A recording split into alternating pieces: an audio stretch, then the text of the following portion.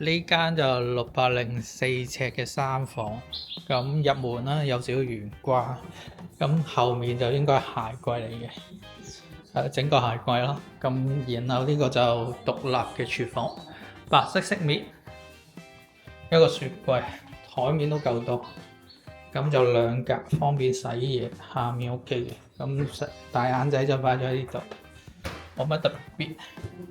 轉過嚟就一個廳，個廳嘅闊度就真係幾十足嘅，係啦。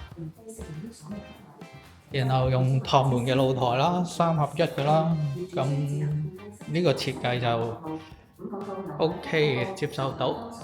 然後你見到個長度唔算大嘅，但係呢度嘅闊度咧真係十足嘅，即係你睇電視都會隔遠啲，多啲人聚喺成個廳嘅空間。呢邊就睡房區。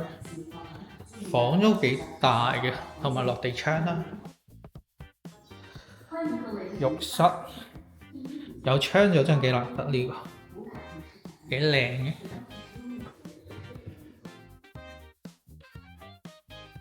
所有配置都幾好。咁就第2間房都幾大，成面牆，後全部山景。呢邊就主人房啦。OK， 呢度就少咗個主人浴室，但係正常都叫啱用。